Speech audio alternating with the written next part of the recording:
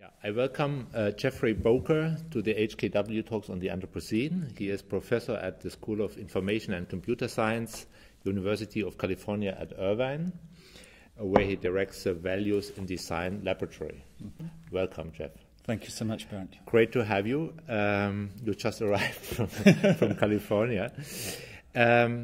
So I would like to start with one of a quote of your articles when you said, when we invented cave painting, we started to concentrate on the paintings and not anymore on the reality behind it. The question is, I would like to ask is, who is the we?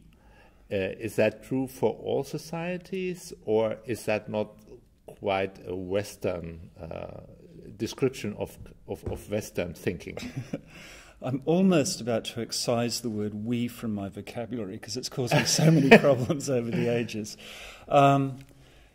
It's true of all societies, I think. I mean, I think it is universal in that sense. However, some societies have interacted somewhat differently with nature. I've recently been reading this fantastic book, The Dream of the Red Pavilion, which is a Chinese novel. Yes. And some of the descriptions and woodcuts of the landscape was absolutely magnificent. I then go to the web and look for the same site, and I find it covered with coal production, with destruction. And I think what I'm worried about is less that is the way all societies must be or should be. It's rather that is the end to which our societies globally are trending right now. Yeah. So the we, if you like, is a future we. And it's an unfortunate future we. Okay. Yeah. No, I mean, definitely we can see these trends, in especially Western societies. But we just had Matt Edwards here. He is an archaeologist, and he described his work as an archaeologist, and which is basically a description of a very close engagement with the material world. It's not just thinking, not just representation. It's also reacting towards the world. Sure. So the question would be, even, let's say, in society such as ours, there are not different practices going on at the same time? Oh, there are absolutely different practices going on at the same time. I mean, there's a lot of really good sustainable living work going on in my home state of California, or basically up the west coast of the States. It's not that there are not different practices. It's what are the sets of practices which are really changing the face of the earth. The problem is that people who are living in a completely sane lives and living well with the earth and are very engaged with it, they're not causing the problem. It's the others who are causing the problem. You, for example, analyze classification systems of infrastructures. Can you describe this when, let's say, a tool which man created develops its own logic and gets out of the hand of what was perhaps the intention even with it, and started to some extent control societies? Well, I think, computing has to be a good example here. One of the issues with computing is we tend to, again, it's this focus the eyes on the technology. Computing is not just about the machinery of computing. Computers is about reorganization. It's about operating our lives in terms of information. So lots of the origins of computing go back to the insurance industry in the 19th century. Now, the trouble is that once you organize society around information and then build a dominant technology out of that, then, in a sense, the technology can start to take over. It defines the rationality by which we live. So what would you argue for then? What would be the solution? I mean, if you see that when we look at history, we constantly are developing technologies, and then they develop their own logic. How should we deal with this situation? Yeah, I mean, I must admit, in my early days, I thought, well, just violent overthrow of the current society was about the best option. I'm not certain that really works right now. I think it's practices. I think it's living differently in the world. I think, one of the themes that I'm working with here is the idea of the seed and the importance of seeds. And we can seed good behavior and practice good behavior. I think that's the only way to do it, to incorporate the change. And that involves, one of the problems, lots of the back to nature stuff in Western society is also a rejection of computing. And I think that's absurd. We can build computers differently. We can interact with computers differently in just the same way as we can live with the world, live in the world differently. You use in one of your articles this example of GPS. When you have a GPS system, you lose your touch with your environment you are in. On the other side, what is also interesting at the moment, as far as issues of mobility are concerned, that you can use GPS in order to trace the car you want to have, so that you are not anymore dependent on, let's say, the commodity of the car, but you are interested in a new concept of mobility, which is then based of this on this new technology. Is that an example where you would say, let's not go back to pre-modernity, but develop new uses, new ways of seeing the technologies we develop? Well, I think that's absolutely right. I mean, that's why I talk about values in the design of information systems and technology in my laboratory. We can build in good values into our technology. The way to do it, and the way, not the way to do it, but a way I've been playing with, is bringing together interdisciplinary groups of graduate students. We do intensive training, and these are students who know science studies, who know law, who know the technology and understand it, who know history, and they talk together and work together around sets of texts. And out of that, they produce, hopefully, information systems which really incorporate values that we want to propagate rather than values that are out of control. Who are the major drivers for, let's say, the misuse of technology? What you quite often, when you look back at, so to say, the archaeology of technology, you can see that there are new inventions coming up, and at a certain time, let's say, the space for using them gets narrower and narrower in the process. Sure. Well, for me, the major driver is a major driver is population explosion. That we have to manage the planet right now. There's no alternative because there's so many of us. I wish there were many fewer. That's the one thing that would save biodiversity or save the planet. But in general, the driver is... Let me step back a little bit. I've been interested in words disappearing from the English language. One word which is disappearing right now is the word progress. Progress was a buzzword when I was a kid. Everyone was talking about the progressive nature of social change, the progressive nature of history. We no longer think in those terms. We think in terms of maintaining the status quo, or we think in terms of accelerated, ever faster production.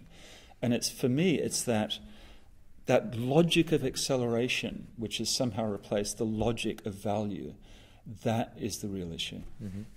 It's interesting when you look at the time concepts which are in discussion at the moment. If you look at the Anthropocene context, one major claim or one major hypothesis of the Anthropocene notion is that human beings are entering into geological time, meaning that the effects of human behavior is not anymore calculable in generations, or but it is really affecting the geology of the Earth, meaning hundreds of thousands of years. So you have on the one side this kind of long time concept. On the other side, it seems that time is shrinking. That time is you had the dimensional three-dimensional time to some extent, and now it has just only a surface anymore. It's really, I mean, that for me is one of the key contradictions, one of the key paradoxes that we're living with today. One of the things that, when we think about how we should act on the planet right now, a lot of the discourse is about, let's keep things the way they are. And call this kind of single number politics. We want to keep the climate at a certain temperature, the world climate. We want to keep the holes in the ozone layer at a certain size. It's basically the whole sustainability discourse. Which is a discourse of stasis. Yes. It is the nature of life to change the planet. I mean, we wouldn't exist. We wouldn't have oxygen in the atmosphere without the cyanobacteria, which were farting out oxygen from their metabolic processes. It's not a case of denying that change occurs. It's a case of exploring it and dealing well with it. Yes. So why is that so? Why is that in a time where processes are getting faster, our wish is to conserve them? Is our consciousness not just fast enough, or? I think it's our consciousness does not think about change very well. We don't think about process very well.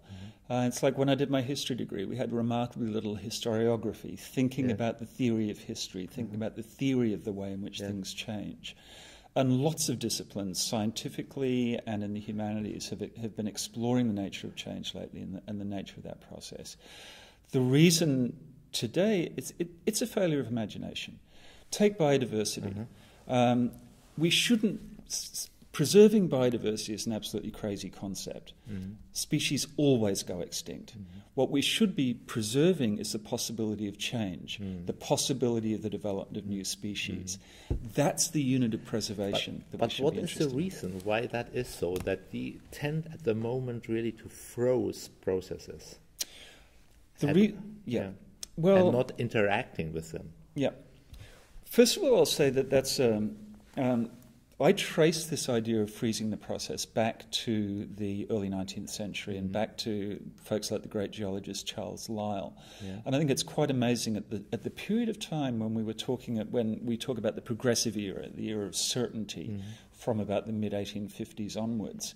That's also a time when we started to get an argument for and about stasis and for and about keeping things the same.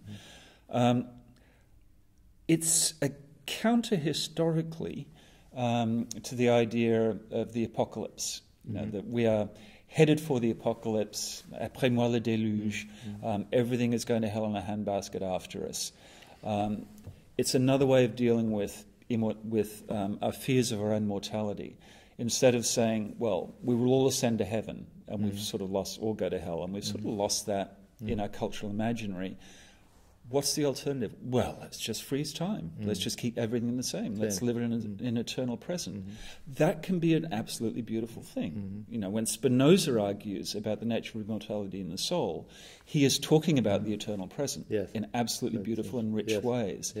But if we're going to have eternal presence, let's meditate on them and think about them as we're doing. It's interesting that you are not referring to capitalist economy.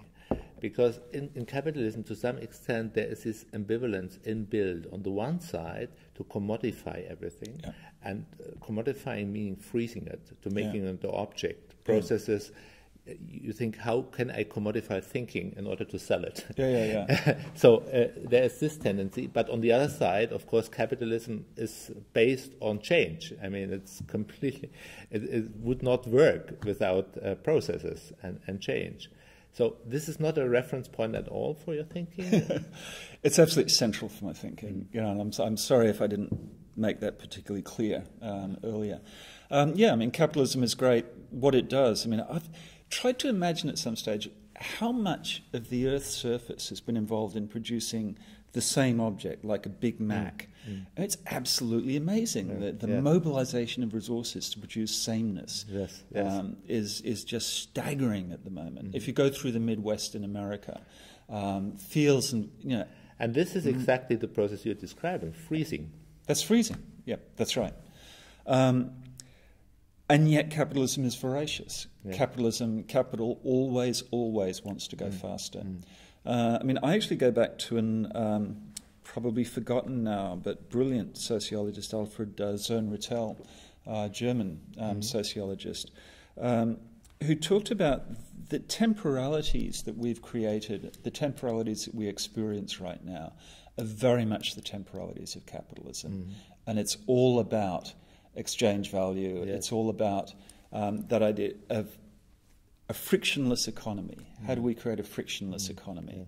And a frictionless economy must go ever and ever faster. That is the logic of it, and that is the fundamental logic of capitalism.